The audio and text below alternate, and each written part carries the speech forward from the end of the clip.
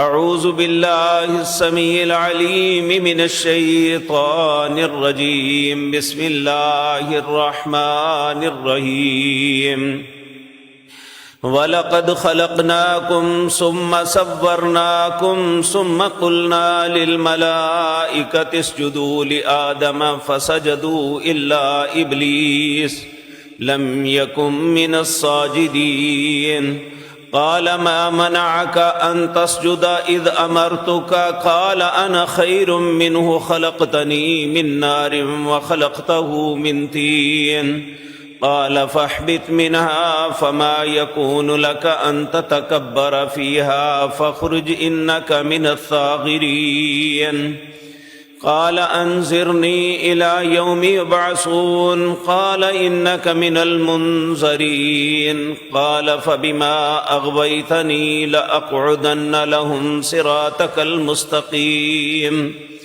ثم لآتينهم من بين أيديهم ومن خلفهم وعن أيمانهم وعن شمائلهم ولا تجد أكثرهم شاكرين قال اخرج منها مذءوما مدحورا لمن تبعك منهم لأملأن جهنم منكم أجمعين۔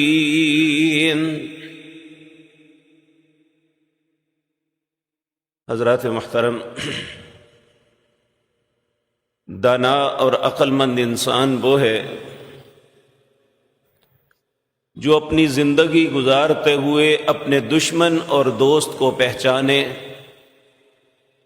کہ کون میرا خیر خواہ میرا دوست ہے اور کون میرا بدخواہ اور دشمن ہے۔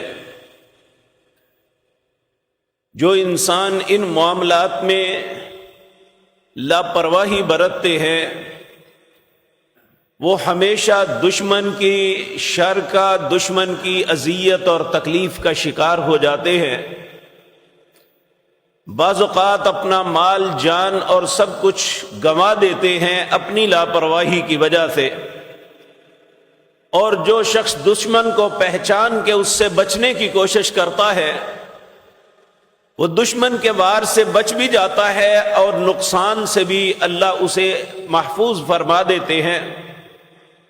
لیکن یہ بھی ایک حقیقت ہے کہ دنیا میں ہماری دوستیاں اور دشمنیاں بدلتی رہتی ہے۔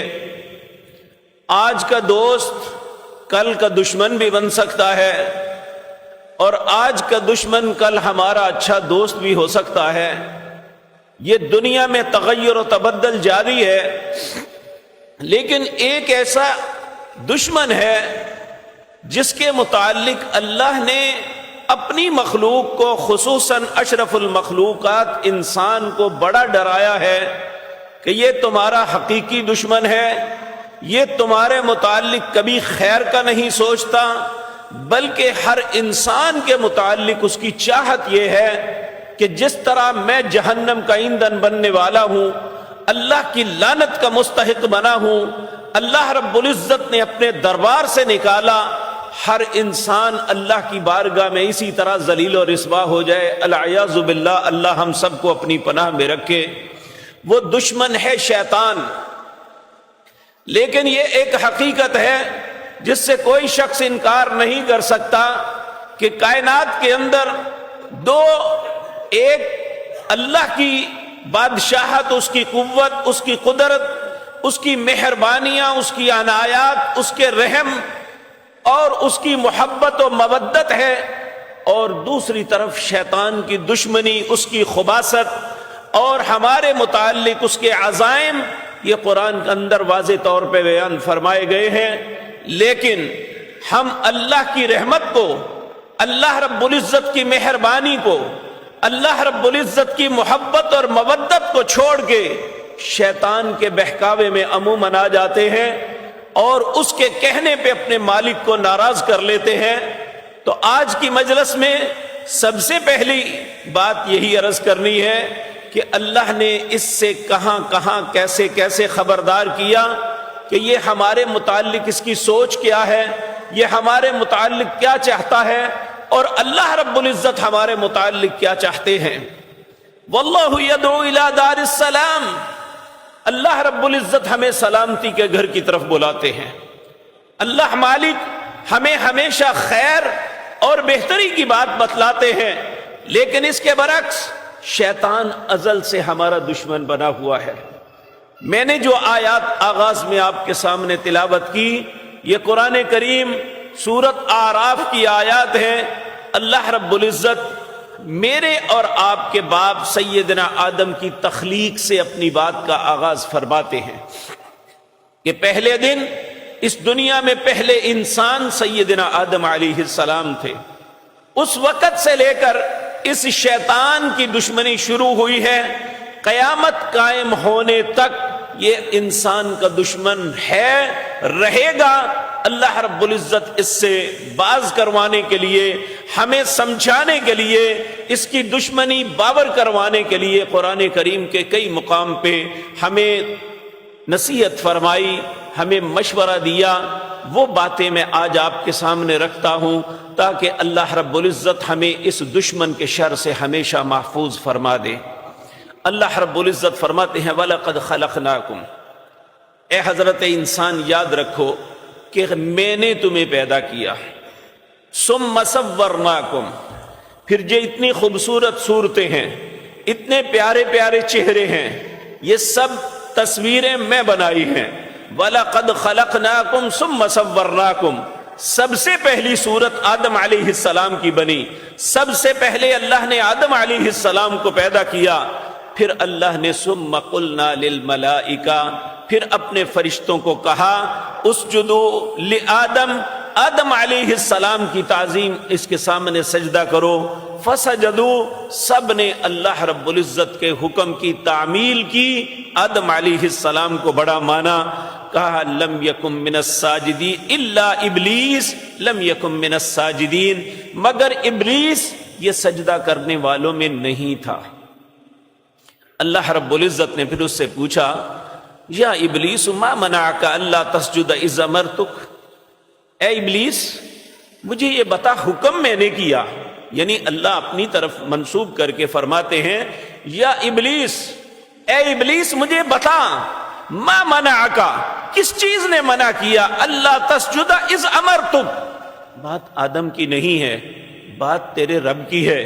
آدم کو بھی تیرے رب نے پیدا کیا، فرشتوں کو بھی تیرے رب نے پیدا کیا، تجھے بھی تیرے رب نے پیدا کیا، تو آج زندہ ہے تو اللہ کی عنایت سے زندہ ہے۔ ما منعک ان تسجد اذ امرتک، حکم میں نے دیا کیوں نہیں سجدہ کیا؟ آگے سے یہ اپنی عقل کو استعمال کرتے ہوئے یہ کہنے لگا قال انا خیر، اے اللہ کیسے کروں، میں بہتر ہوں۔ اب سوال یہ پیدا ہوتا ہے یہ بہتر ہے یا نہیں ہے، یہ بحث نہیں ہے، جو حکم کرنے والا ہے کیا وہ سب سے بہتر ہے یا نہیں ہے، جو مالک و خالق ہے سب کا۔ کہنے لگا قال انا خیر، میں بہتر ہوں، خلقتنی من نار وخلقتہ من طین، تو نے مجھے آگ سے بنایا، یہ مانتا ہے کہ بنایا تو ہے، لیکن جس نے کہا تم ایسا کرو اس کی نہیں مانی۔ کہا خلقتنی من نار، تو نے مجھے پیدا کیا تو آگ سے، وخلقتہ من طین، اور اسے مٹی سے۔ اللہ کو اس بات پہ غصہ آ گیا، اللہ فرمانے لگے قال فاہبط منها فما يكون لك ان تتكبر فيها، اللہ رب العزت نے فرمایا کہ تم میرے سامنے تکبر کرتا ہے، میرے سامنے ایسی باتیں بناتا ہے، یہ حجتیں میرے سامنے پیش کرتا ہے، جاؤ میرے دربار سے نکل جاؤ، فخرج، نکل جاؤ، انک من الصاغرین، آج کے بعد تیرے لیے عزت کی کوئی جا، کوئی لفظ نہیں ہے۔ اور آپ دیکھ لیں اللہ رب العزت کی پھٹکار کا نتیجہ ہے، اس کی پہلے کی ہوئی بات کسی کام نہ آئی، اس تکبر اور سجدہ نہ کرنے کی وجہ سے، اور پھر اپنی غلطی پہ اڑ جانے کی وجہ سے۔ دیکھیں غلطی ہو جانی یہ مخلوق سے کوئی بعید نہیں ہے، لیکن غلطی کے بعد اڑ جانا اپنی غلطی پہ اور اپنی غلطی کی مختلف تعبیریں پیش کرنا، یہ شیطان کا شیوا ہے۔ اور اللہ کے بندے آدم علیہ السلام سے جب غلطی ہوئی تو رو رو کے بحال ہو گئے. یہ بھی نہیں پتا تھا کہ اللہ سے معافی کیسی مانگوں. پھر اللہ نے خود بتایا فَتَلَقَّى آدَمُ مِن رَبِّهِ كَلِمَاتٍ فَتَابَ عَلَيْهِ. اللہ نے آدم علیہ السلام کے دل میں خود کلمے القاء کیے اور ان کلمات کے ساتھ معافی مانگی. وہ کلمات بھی سورۃ اعراف میں ہے. ربنا ظلمنا انفسنا وان لم تغفر لنا وترحمنا لنكونن من الخاسرین. تو اللہ رب العزت نے آدم علیہ السلام کی توبہ قبول کر لیا. انہوں نے کوئی توجیہ پیش نہیں کی، کہا غلطی مجھ سے ہوئی ہے. ربنا ظلمنا انفسنا، اے اللہ میں نے اپنی جان پہ ظلم کیا ہے. وَإِن لَّمْ تَغْفِرْ لَنَا، اگر تو نے مجھے نہ بخشا، وَتَرْحَمْنَا، مجھ پہ رحم نہ کیا، تو میں تو خسارہ پانے والا ہو جاؤں گا. یہ اللہ کے سامنے عاجزی، انکساری اور اپنے گناہ کا اعتراف، یہ اللہ کو بہت محبوب ہے. اور ہمارے سامنے دونوں باتیں موجود ہیں، ایک طرف شیطان کا کردار، ایک طرف رحمان کے بندے آدم کا کردار، کہ انہوں نے اپنی غلطی پہ شرمندگی کا اظہار کیا اور اللہ سے معافی مانگی، اللہ نے معاف کر دیا. شیطان کو جب کہا کہ اللہ رب العزت نے فرمایا کہ یا ابلیس، کس بات نے تجھے ما منعک الا تسجد، کس چیز نے منع کیا ہے کہ تو سجدہ نہ کرے؟ اذ امرتک، جب کہ حکم میں کر رہا ہوں. تو آگے سے وہ اپنی باتیں پیش کرنے لگا. تو جی انا خیر منہ خلقتنی من نار وخلقتہ من طین. پھر اللہ نے کہا قال فاخرج منہا، اب یہاں سے دفع ہو جا، نکل جا. فإنک رجیم، تو ددکارا ہوا ہے. اور یہاں فرمایا فاخرج انک من الصاغرین، جا نکل جا، آج کے پاس تو ذلیل ترین انسان ہے، ذلیل ترین ہے. تو پھر آگے سے بجائے اس بات کے کہ مالک ناراض ہو گئے، میرا خالق و مالک مجھ پہ ناراض ہو گیا، بجائے اس بات کے اپنی بات پہ شرمندہ ہوتا، الٹا کہنے لگا انظرنی الی یوم یبعثون، اللہ تو قیامت تک مجھے مہلت دے دے. اللہ رب العزت نے کہا قال انک من المنظرین، جا میں نے مہلت دے دی، قیامت تک تو زندہ رہے گا. پھر کہنے لگا قال فبما اغویتنی، یہ بات میرے اور آپ کے سوچنے کی ہے. کہنے لگا قال فبما اغویتنی لاقعدن لهم صراطک المستقیم، اب میں ہر سیدھے رستے پہ بیٹھوں گا تیرے بندوں کو گمراہ کرنے کے لیے. یہ بیسیکلی دشمنی ہے کہ ہمارا رستہ جو ہے اصل صراط مستقیم ہے جو جنت کی طرف جاتا ہے. اس نے اللہ کے سامنے یہ چیلنج کیا کہ لَأَقْعُدَنَّ لَهُمْ صِرَاطَكَ الْمُسْتَقِيمَ، ہر سیدھے رستے میں بیٹھوں گا. ثُمَّ لَآتِيَنَّهُمْ مِنْ بَيْنِ أَيْدِيهِمْ وَمِنْ خَلْفِهِمْ وَعَنْ أَيْمَانِهِمْ وَعَنْ شِمَائِلِهِمْ وَلَا تَجِدُ أَكْثَرَهُمْ شَاكِرِينَ. میں تیرے بندے کے آگے سے بھی آؤں گا، پیچھے سے بھی آؤں گا، دائیں سے بھی آؤں گا، بائیں سے بھی آؤں گا، ہر طرف سے اس پہ حملہ آور ہوں گا، اسے صراط مستقیم سے بھٹکانے کی پوری جد و جہد اور کوشش کروں گا. پھر کہنے لگا لم تکن من الشاکرین ولا تجد اکثرهم شاکرین، اے اللہ تو بہت کم لوگوں کو شکر گزار پائے گا، لوگ تیری بات نہیں میری بات مانیں گے.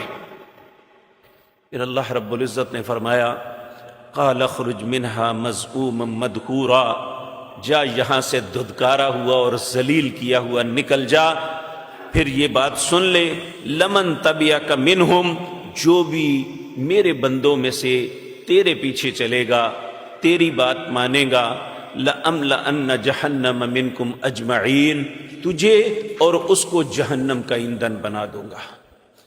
اب اس کا مقصد ہی یہ ہے کہ جس طرح اس کے لیے اللہ نے جہنم کو لکھ دیا ہے، جس طرح آپ دیکھیں پیارے نبی جناب محمد الرسول اللہ صلی اللہ علیہ وسلم کے متعلق اور دوسرے انبیاء اور رسل اور بعض انبیاء کے امتیوں میں بھی ایسے لوگ جن کے لیے ان کی زندگی میں اللہ نے جنت کو لکھ دیا کہ یہ جنتی ہیں.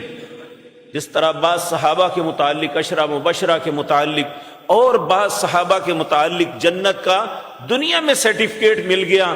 اس طرح اس خبیث کو کائنات کے آغاز میں ہی جہنم کا سرٹیفکیٹ مل گیا تھا.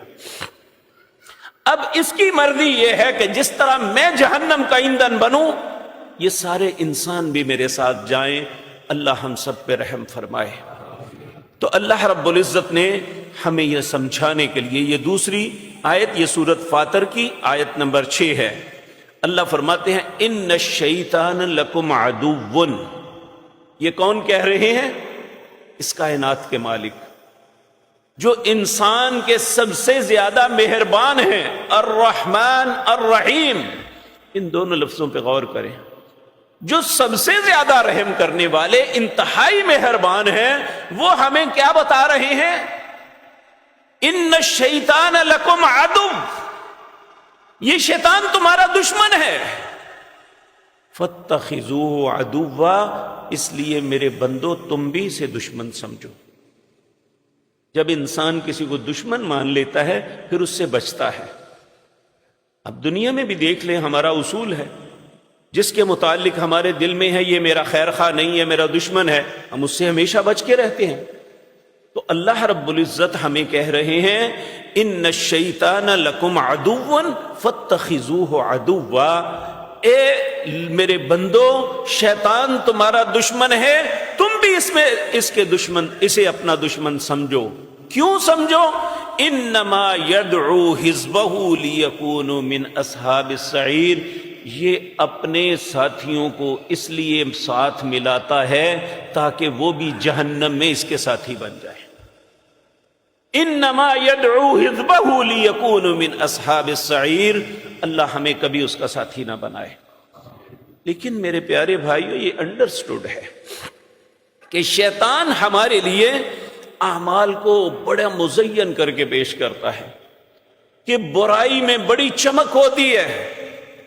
جبکہ انسان برائی کر لیتا ہے تو ساری چمک ختم ہو جاتی ہے، اور اچھائی میں بظاہر کوئی چارم نظر نہیں آتا. لیکن جب ہم اچھائی کرتے ہیں تو اللہ رب العزت دل کے اندر ایک نور پیدا کرتا ہے.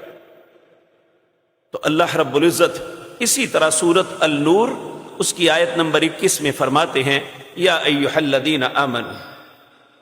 یہ میں اور آپ مخاطب ہیں، کیونکہ ہمارے پاس زندگی میں سب سے قیمتی متاع ایمان ہے. ہر مسلمان اپنے ایمان کے متعلق بڑا حساس ہوتا ہے، اور اللہ اسی لیے اہل ایمان کو جب بھی مخاطب کرتے ہیں بڑے پیار سے یا ایھا الذین آمنوا، اے ایمان والو، لا تتبعوا خطوات الشیطان، شیطان کے پیچھے کبھی نہ چلنا. یہ اللہ رب العزت مشورہ دے رہی ہیں ہمیں، لا تتبعوا خطوات الشیطان. تو پھر فرماتے ہیں کیوں نہیں چلنا، کیوں میں منع کرتا ہوں؟ وَمَن يَتَّبِعْ خُطُوَاتِ الشَّيْطَانِ، جو شیطان کے پیچھے چلے گا فَإِنَّهُ يَأْمُرُ بِالْفَحْشَاءِ وَالْمُنکَرِ، یہ تمہیں فحاشی، برائی، گناہ، گندگی، غلاظت کا حکم دے گا، اسی رستے پہ تمہیں چلائے گا. یہ جن گندگیوں میں خود مبتلا ہے، جن خباثتوں میں یہ خود ہے، یہ تمہیں بھی اسی رستے پہ چلائے گا. اس لیے لا تتبعوا خطوات الشیطان، اے میرے مومن بندو، شیطان کے پیچھے نہ چلنا. اللہ اکبر.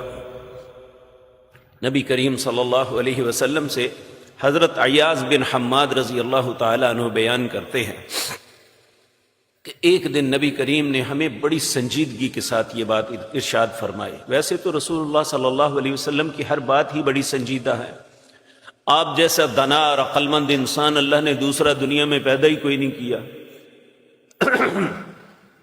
آپ کے کلمات، آپ کی باتوں میں خوبصورتی، اللہ کی ذات کے بعد دنیا میں سب سے پیاری باتیں آپ کی ہیں.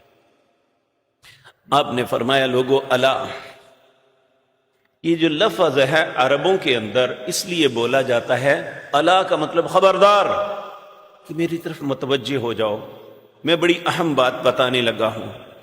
آپ نے فرمایا الا ان ربی امرنی الا اعلمکم ما جہلتم، سنو میرے رب نے مجھے یہ حکم دیا ہے، میں تمہیں ان باتوں کی تعلیم دوں جو تمہیں معلوم نہیں ہے؟ الا ان ربی امرنی ان اعلمکم ما جہلتم مما علمنی یومی ھذا، اور میں اپنے متعلق بھی یہ بات کہتا ہوں، یہ بات آج ہی رب نے مجھے بتائی ہے، یعنی وہ بات تمہیں بتانے لگا ہوں جس کو تم جانتے نہیں ہو، اور میں یہ بھی تمہیں بتا دوں کہ یہ بات آج ہی میرے رب نے مجھے بتائی ہے۔ وہ بات کیا ہے؟ فرمایا کل مال نحلتہ عبدا حلال، میں نے انسان کے مقدر میں حلال مال لکھا ہوا ہے، اگر وہ میرے حکم کے مطابق اسے کماتا ہے تو میں نے اس کے لیے یہ حلال لکھا ہوا ہے اور اس کا مقدر ہے۔ وَإِنِّي خَلَقْتُ عِبَادِي حُنَفَاءَ كُلُّهُمْ، میں اپنی جتنی مخلوق پیدا کرتا ہوں انہیں یکتا اللہ کی وحدانیت پہ پیدا کرتا ہوں۔ نبی کریم صلی اللہ علیہ وسلم نے فرمایا کہ جو بھی بچہ، کل مولود، ہر پیدا ہونے والا بچہ فطرت اسلام پہ پیدا ہوتا ہے، اب اس کے ماں باپ کی مرضی ہے، وَيُحَوِّدَانِهِ وَيُنَصِّرَانِهِ وَيُمَجِّسَانِهِ، وہ اسے یہودی بنا دیں، وہ اسے عیسائی بنا دیں، وہ اسے مجوسی بنا دیں، یا کچھ بھی بنا دیں، لیکن جو بچہ پیدا ہوتا ہے فطرت اسلام پہ پیدا ہوتا ہے۔ ایک واقعہ ذہن میں آ گیا، ایک مارکے کے اندر رسول اللہ صلی اللہ علیہ وسلم نے اپنے اصحاب کو بھیجا ایک مارکے کے لیے، تو انہوں نے جہاں ان کے بھڑوں کو قتل کیا، بچوں کو بھی پکڑ کے مار دیا، جبکہ اسلام میں یہ جائز نہیں ہے۔ جب نبی کریم صلی اللہ علیہ وسلم کو اس بات کا علم ہوا تو آپ نے ناراضگی کے انداز میں انہیں کہا کہ ان کے بچوں کو کیوں مارا؟ تو وہ کہنے لگے یہ بڑے ہو کے بھی کافر ہی ہونے تھے، اس لیے ہم نے یہ کل کو ہمارے سامنے کھڑے ہوں گے، ہم نے انہیں بچپن میں ہی مار دیا۔ تو نبی کریم صلی اللہ علیہ وسلم نے فرمایا تم بچپن میں کیا تھے؟ اللہ نے تم پہ رحم کیا، آج تم مومنوں میں، ایمانداروں میں سب سے مسلم اور عظیم نام تمہارے ہیں، کیا تم ہمیشہ ایسی تھی؟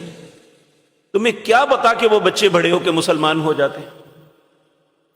تو نبی کریم صلی اللہ علیہ وسلم نے یہاں فرمایا وَإِنِّي خَلَقْتُ عِبَادِي حُنَفَاءَ كُلُّهُمْ، اللہ رب العزت نے یہ بات مجھے بتائی کہ میں جب اپنی مخلوق کو، اپنے بندوں کو پیدا کرتا ہوں تو ہر بچہ فطرت پہ پیدا ہوتا ہے جو اصل ہے۔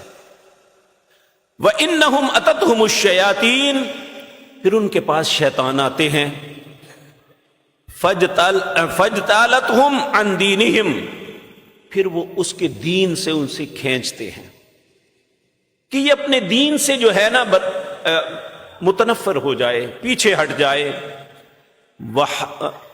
وَحَرَّمَتْ عَلَيْهِمْ مَا أَحْلَلْتُ لَهُمْ، پھر جو چیزیں میں نے اس کے لیے حلال کی ہیں انہیں اپنے اوپر حرام کر لیتا ہے، اور جو حرام کی ہیں انہیں حلال کر لیتا ہے۔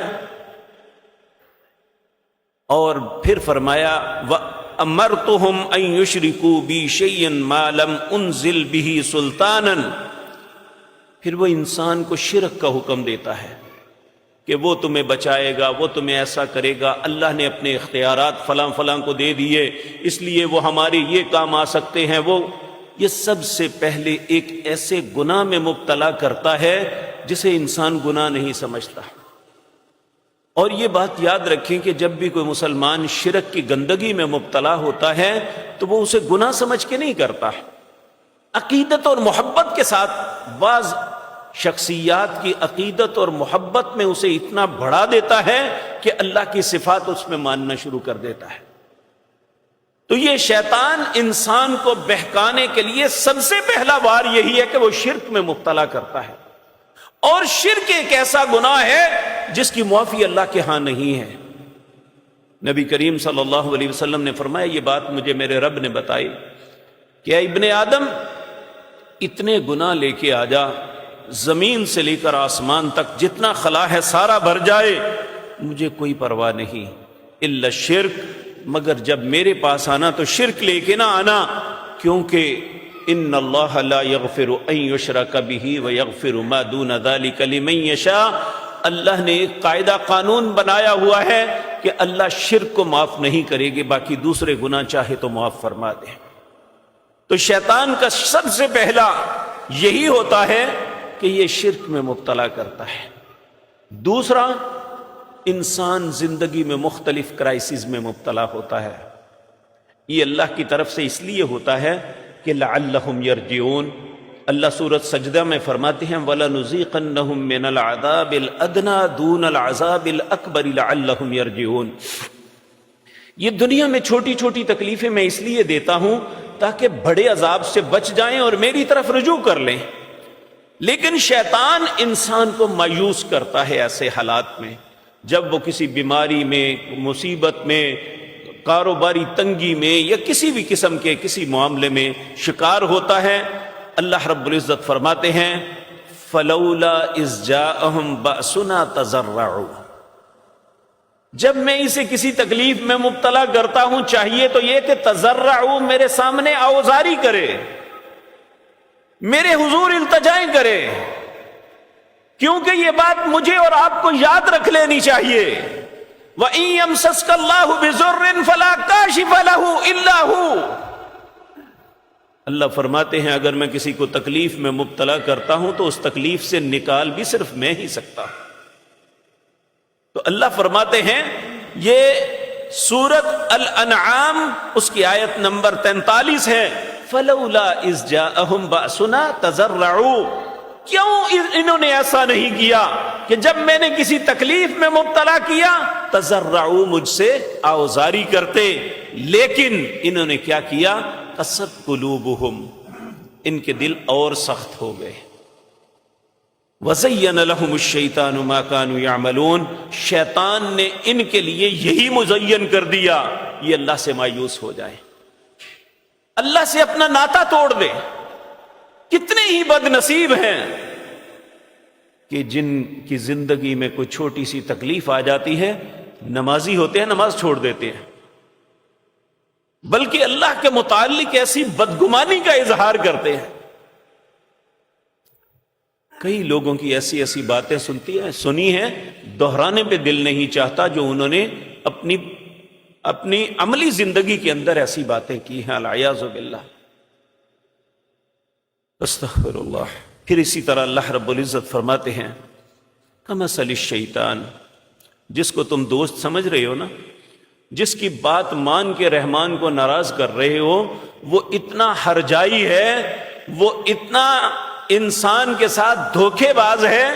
اللہ اس کی مثال سورۃ حشر کے اندر اس طرح بیان فرماتے ہیں کمثل الشیطان، شیطان کی مثال یہ ہے اذ قال للانسان اکفر، یہ انسان کو کہتا ہے کفر کر، اب انسان اس کے بہکاوے میں آ کے کر لیتا ہے۔ جب انسان سے غلطی ہو جاتی ہے تو قال انی بریء منک انی اخاف اللہ رب العالمین، یہ اسی وقت انسان سے بھاگ جاتا ہے، کہتا ہے میں تم سے بری ہوں، گناہ تو نے کیا، جوتے بھی تمہیں پڑیں گے، میں اس معاملے میں تمہارا پارٹنر نہیں ہوں، میں اللہ سے ڈرتا ہوں، حالانکہ یہ بھی جھوٹ بولتا ہے میں اللہ سے ڈرتا ہوں۔ اگر اللہ سے ڈرے تو خود گناہ کرے اور لوگوں کو گناہوں پہ آمادہ کرے، ہر چیز میں دھوکا۔ اس لیے جو اتنا دھوکے باز ہے اللہ اس سے بچنے کی تلقین فرما رہے ہیں۔ کہا انی اخاف اللہ رب العالمین، یہ کہتا ہے میں اللہ سے ڈرتا ہوں، میرا تیرا کوئی ناتا نہیں ہے، انی بری، میں تجھ سے بیزار ہوں، میں تجھ سے الگ ہوں۔ گناہ کروا لیتا ہے اور جب مار کی باری آتی ہے پھر یہ الگ ہو جاتا ہے، العیاذ باللہ۔ اسی طرح اللہ رب العزت فرماتے ہیں یہ شیطان جو ہے تمہیں اللہ کی یاد سے غافل کرتا ہے۔ دیکھیں، مجھے اور آپ کو، ہر شخص کو یہ بات یاد رکھ لینی چاہیے، ہمارا اپنے مالک کے ساتھ جو تعلق ہے نا، وہ اس کے ذکر کے ساتھ منسلک ہے۔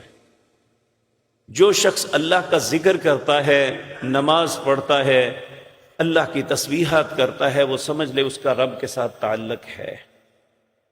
جو ایسا نہیں کرتا اس کا مطلب ہے اس کا رب کے ساتھ کوئی تعلق نہیں ہے. تو شیطان یہی چاہتا ہے. اللہ فرماتے ہیں استحوذ علیہم الشیطان فانساہم ذکر اللہ اولئک حزب الشیطان الا ان حزب الشیطان هم الخاسرون. یہ شیطان تمہیں بہکاتا ہے، اس بات پہ آمادہ کرتا ہے کہ تم اللہ کے ذکر کو بھول جاؤ. نماز وہ پڑھ لیں گے، بڑا وقت پڑا ہوا ہے، پھر وقت نہیں آتا. توبہ کر لیں گے، ابھی بڑا وقت پڑا ہوا ہے، توبہ کا وقت نہیں آتا. اسی طرح انسان دنیا کو چھوڑ دیتا ہے.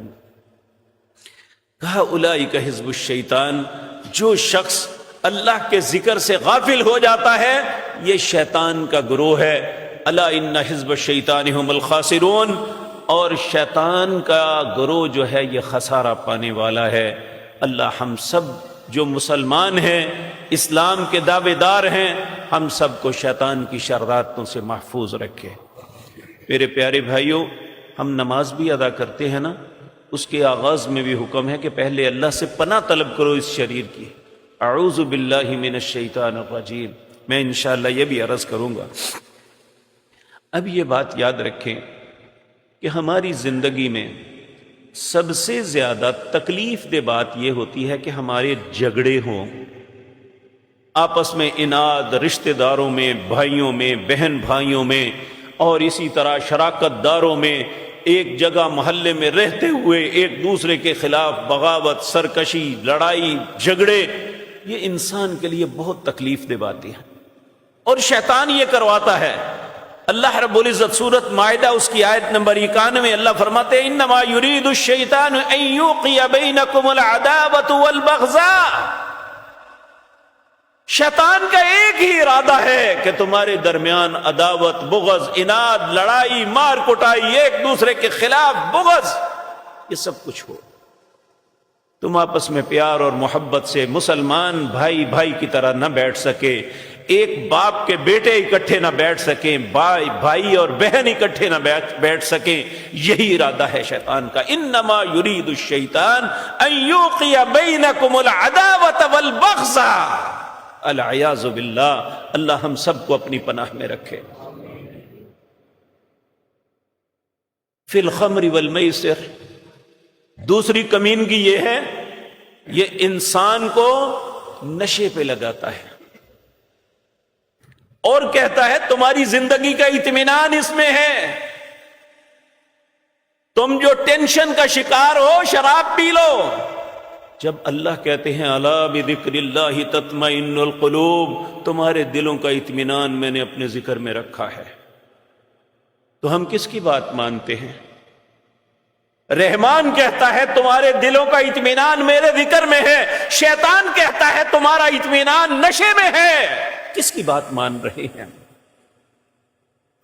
رحمان کی یا شیطان کی؟ اور جب ایسا کرتے ہیں تو نشہ کرنے والے کو کون پسند کرتا ہے؟ اگر بیٹا ہے تو باپ نفرت کرتا ہے، بھائی ہے تو بھائی نفرت کرتا ہے. یہی تو شیطان کا ارادہ ہے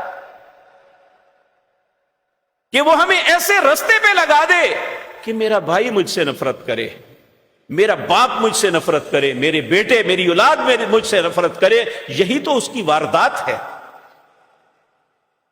اس لیے ہمیں سمجھنا چاہیے. والمیسر، جوا.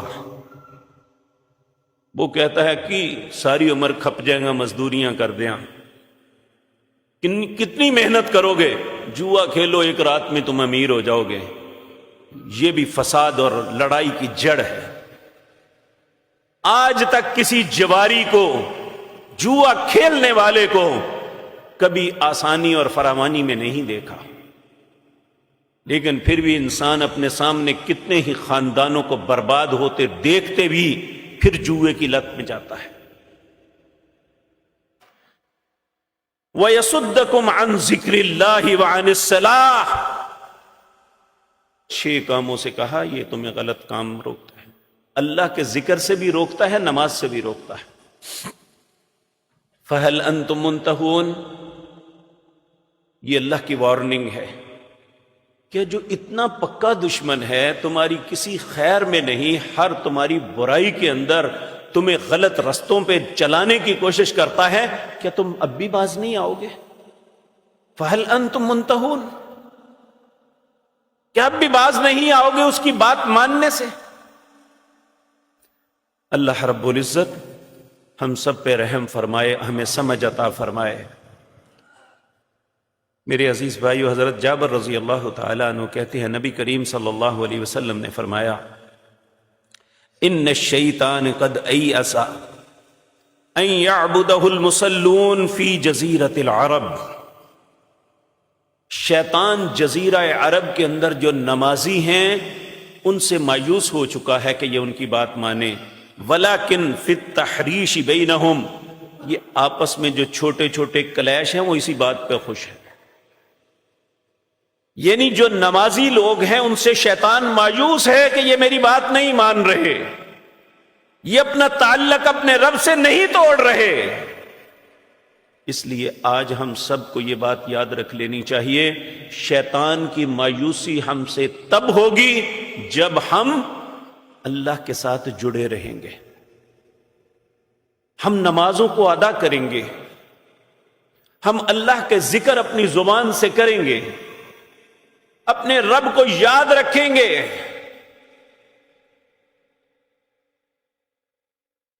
لیکن جب مکہ مکرمہ میں کبھی جاتے ہیں نا تو جگہ جگہ نا ایک عبارت لکھی ہوتی ہے قرآن کی،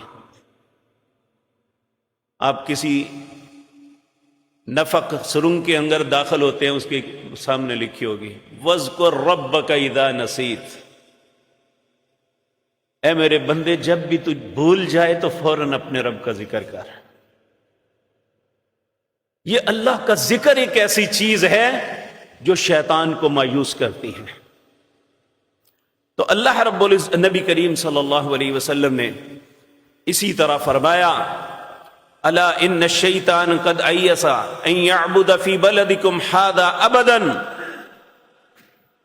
یہ شیطان جو مکہ مکرمہ کا شہر ہے اس میں رہنے والوں کے متعلق مایوس ہے کہ یہ اس کی عبادت کرے، ولیکن سیکون لہ طاعۃ فی بعض ما تحقرون من اعمالکم فیرضی بہا، کچھ ایسے گناہ ہیں جنہیں تم حقیر سمجھتے ہو، یہ کوئی گناہ ہے؟ کہا وہ اسی بات پہ راضی ہو جاتا ہے، چلو کچھ تو میری بات مان رہے ہیں۔ تو اللہ رب العزت ہر معاملے میں ہم پہ رحم فرمائے۔ اور اسی طرح میرے بھائیوں، اگر خدا نخواستہ ہم رحمان کے ذکر سے اعراض کریں گے نا، اس کا نتیجہ کیا نکلے گا؟ یہ سورۃ زخرف ہے، اس کی آیت نمبر 36 اور 37 ہے۔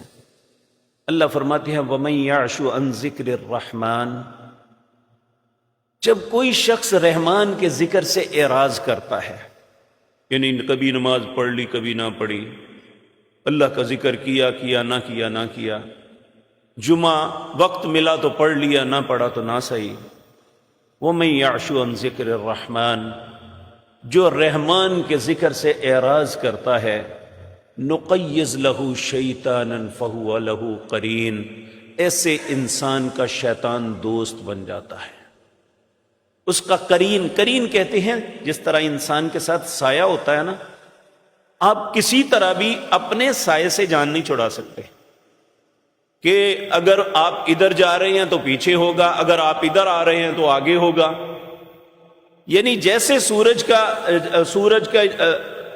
اب روشنی ہے، اس کے اپوزٹ آپ کا سایہ ہوگا، سایہ قرین ہوتا ہے۔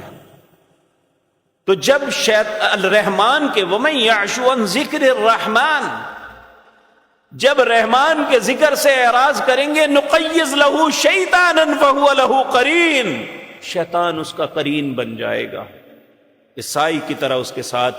پھر کیا کرے گا؟ وَإِنَّهُمْ لَيَصُدُّونَهُمْ عَنِ السَّبِيلِ، ہر سیدھے رستے سے اسے روکے گا۔ جب بھی وہ کسی خیر کے کام کا ارادہ کرے گا، شیطان اسے بہکا دے گا اور یہ اس کے بہکاوے میں آ جائے گا۔ وَيَحْسَبُونَ أَنَّهُمْ مُحْتَدُونَ، اور سب سے بڑی بدقسمتی یہ ہے کہ وہ اپنے آپ کو سمجھے گا کہ مجھ جیسے ہدایت یافتہ کوئی نہیں۔ جب کوئی انسان یہ اپنے متعلق یہ سوچ لینا کہ بس میں ٹھیک ہوں، جو میں نے سوچ لیا ہے، یہی اس کی نادانی کی سب سے پہلی علامت ہے۔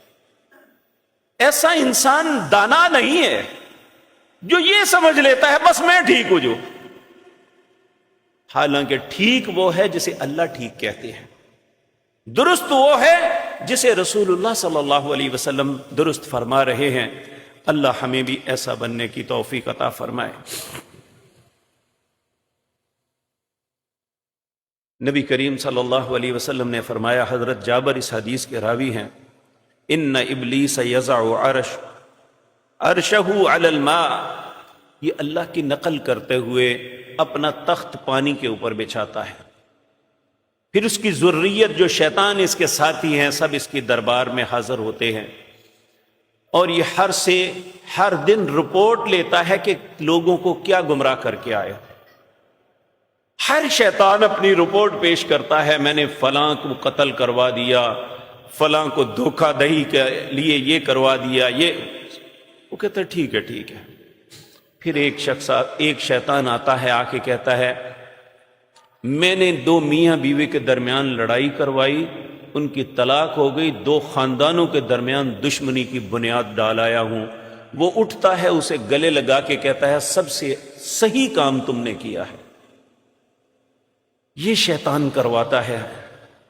تو اللہ رب العزت اس لیے ہمیں کہتے ہیں ان الشیطان لکم عدوا فاتخذوہ عدوا، لوگو شیطان تمہارا دشمن ہے، تم بھی اسے دشمن سمجھو۔ اب اگلا سوال یہ ہے کہ اس سے بچنا کیسے ہے؟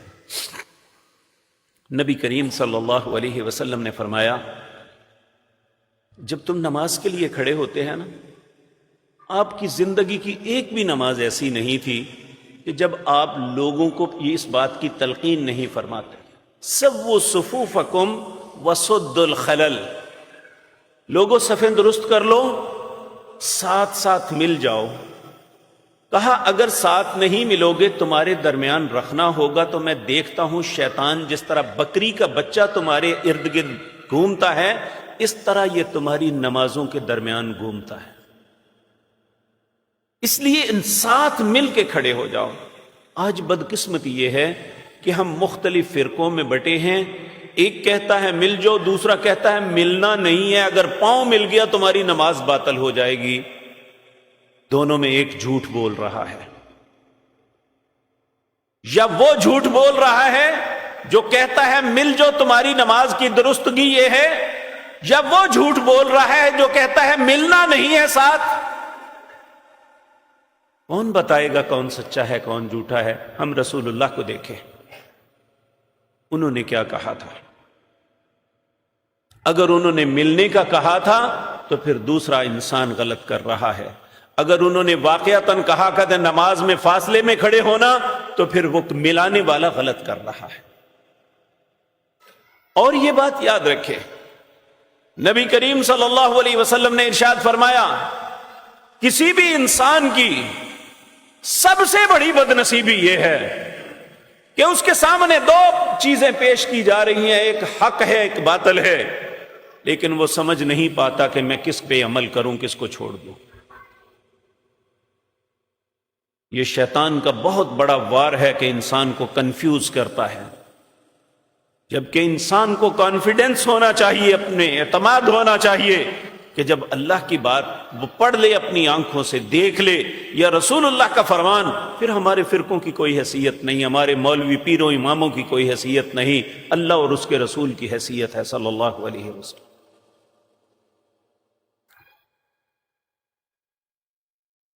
پہلی بات تو یہ کہ ہمیں صفیں ملا کے کھڑے ہونا چاہیے۔